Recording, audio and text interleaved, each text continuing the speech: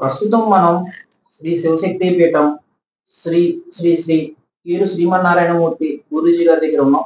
వారిని ధర్మ సందేశాల్లో 3వ భాగంగా కొన్ని ప్రశ్నలు అయితే అడిగి తెలుసుకున్నాం. గురువు గారు, గుడిలో శతగోపురం తలపై ఎందుకు పెట్టించుకుంటారు? దానివల్ల ఏ ఫలితం వస్తుంది?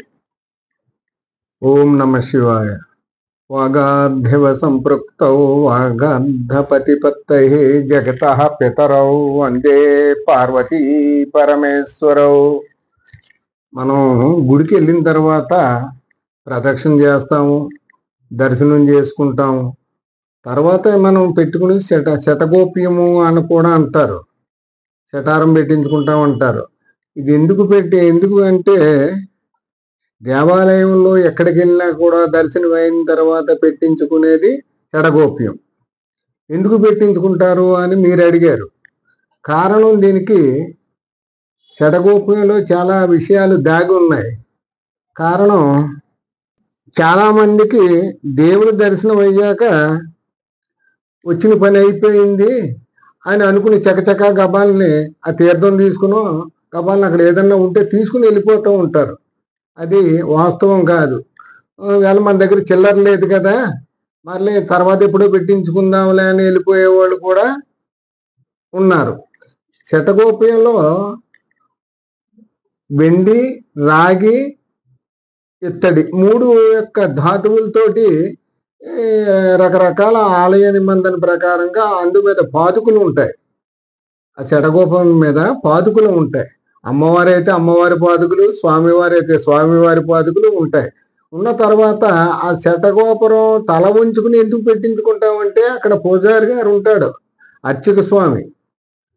ఎప్పుడైతే శటగోపురం దగ్గర మనం తల ఉంచుకుని అక్కడే తల ఉంచుకుంటామండి, మన మనసులోని కోరికలు ఏమేమైతే ఉన్నాయో, క్రామము, కోదము, మదము, లోభము, మోహము, మాత్సర్యం, ఇలాంటివన్నీ అరిషడ్ వర్గాలు అన్నీ ఉన్నాయో, ఇటువంటి కోరికలన్నీ కూడా నశింపజేయవయ్యా, చక్కటి ఫలితాన్ని మంచి మనసుని మాకు ప్రసాదించుమని చెప్పి కూడా పక్కన పూజారి గారికి కూడా వినిపించుకోకుండా, ఆయనకు కూడా తెలియకుండా మన మనసుని కల్పించుకుని చెప్పి తల వంచుకుని పెట్టించుకునేదే శటగోపురం. కానీ చాలామంది ఏదో పని అయిపోయింది అనుకుని చకచకా వెళ్ళిపోతూ ఉంటారు. కానీ అది మాత్రం వాస్తవం కాదు. పని అయినా కాకపోయినా కూడా తప్పనిసరిగా గుడికి వెళ్ళిన ప్రతి ఒక్కరూ కూడా చిల్లర లేదనుకుని మనం పక్కన కూర్చుని వెళ్ళిపోదామని అనుకుంటాం కూడా అది మంచి పద్ధతి కాదు. ప్రతి ఒక్కరూ కూడా గుడికి వెళ్ళిన తర్వాత మన దగ్గర ఉన్నటువంటి ద్రవ్యం ఎంతో కొంత అందులో వేసి, సాక్షాత్ అందులో ఒక పాజిటివ్ ఎనర్జీ ఉంటుందండి ఆ ధాతువులో. ఎప్పుడు కూడా మనం మన శరీరానికి, మన శిరస్సుకి ఎప్పుడైతే తగులుతుందో మనలో ఉన్న నెగిటివ్ ఎనర్జీని ఆ తరంగాలు తీసుకుంటాయి. మనం పాజిటివ్ ఎనర్జీ మనకు వస్తుంది. ఇది ఒక ప్రాముఖ్యత. తర్వాత మన శత్రువులను కూడా అరిహింపజేస్తుందండి. మనకు శత్రు బాధలు, ఇలాంటి బాధలన్నీ కూడా ఉంటాయి. ఉన్నప్పుడు మన స్వామివారి దగ్గరికి వెళ్ళటం ఒకటి, దర్శనం చేసుకోవటం ఒకటి. ఆ స్వామివారి యొక్క ఆ పాదుకులు మన శిరస్సు మీద ఉన్నప్పుడు భగవత్ సంకల్పన అంటే మనలో ఒక పాజిటివ్ ఎనర్జీ ఏర్పడుతుంది. ఏర్పడినప్పుడు ఆ శటారం తప్పనిసరిగా పెట్టించుకుని మనం అక్కడ స్వామిని యొక్క మనసులో నిష్కలమైనటువంటి మనసుని శుద్ధి చేయమని చెప్పాలి. అక్కడ మనం కోరుకునేది ఏమిటంటే, ఏ కోరిక ఉండొచ్చు, సహజం అది.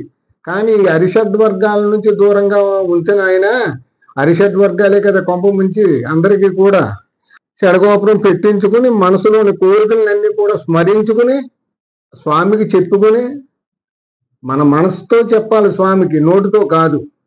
చెప్పి అప్పుడు మనం నివృత్తి అయ్యి శటగోప్యం పెట్టించుకుని మనం బయటకు రావటం చాలా మంచి పద్ధతి అది. ఇంకొకటి, గుడిలో దర్శనంకి వెళ్తాం కదా, వెళ్ళిన తర్వాత చాలా మంది వచ్చి కూర్చుంటారు. ఎందువల్ల? దర్శనం అయిన తర్వాత కూర్చుంటారు కదా గుడిలో, ఎందువల్ల కూర్చుంటారు అలాగే?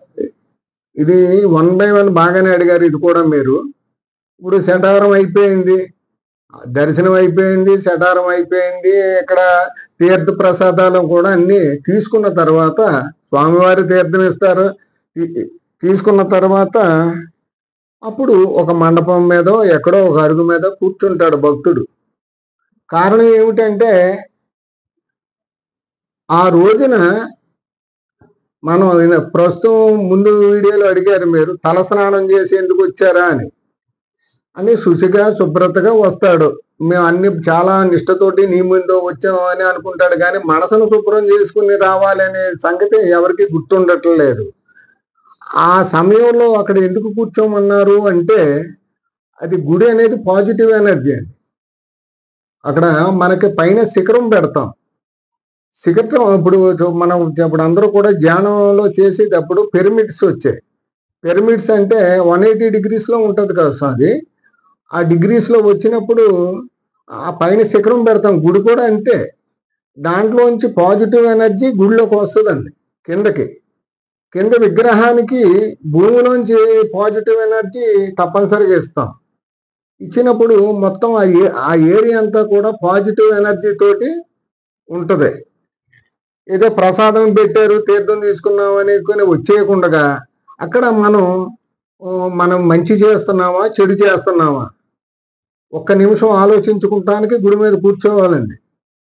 మంచి మనసుతోటి మనం ఏమేంటి తప్పులు చేస్తున్నాం, ఏంటి తప్పులు, మంచి జరుగుతుందా చెడు జరుగుతుందా అనే విషయాన్ని బేరీజ్ చేసుకోవాలి. అంటే మనం దాన్ని గుర్తు చేసుకోవాలి. గుర్తు చేసుకుని మార్పు రావాలి మనలో. తప్పు చేయటం మానవ సహజం. దాన్ని మనం పశ్చాత్తాపం ఎక్కడ పడాలి? దైవం దగ్గర. అక్కడ మనం కూర్చుని 2 నిమిషాలైనా 5 నిమిషాలైనా కూర్చుని మనం ఆలోచించి ఇది చెయ్యకూడదు, మనం ఈ విధంగా ఉండాలి అని చెప్పడానికి ఒక అర్థం అండి. కూర్చోమన్నారు. కానీ ఇంకొక అర్థం కూడా ఉంది ఇక్కడ. మనం ఏదో ప్రసాదం పులిహారో ఏదో పెట్టారు తీసుకున్నాం వెళ్ళిపోయాం అనేది కాకుండా దైవం దగ్గరికి వెళ్ళిన దానికంటే ఎక్కువ శక్తి కలిగేది మనం 5 నిమిషాలు కళ్ళు మూసుకొని ధ్యానం చేస్తే జ్ఞానం యొక్క ఎప్పుడైతే ధ్యాన స్థితిలో ఉంటాడో మనిషి, ఆ ధ్యానమే మనసుని కంట్రోల్ చేస్తుందండి. అసలు ధ్యానమే ఎందుకు వచ్చింది ఇది. ఆ ధ్యానం మనసుని కంట్రోల్లో పెట్టుకోమంటే ఎవడో పెట్టుకోలేడు కదా.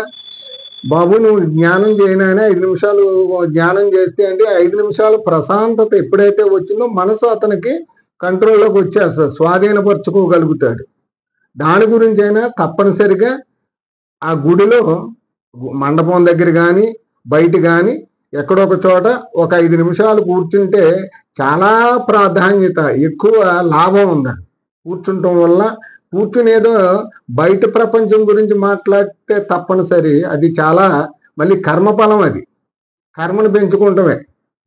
దైవం దగ్గరికి వెళ్ళినప్పుడు దైవం గురించే మాట్లాడండి.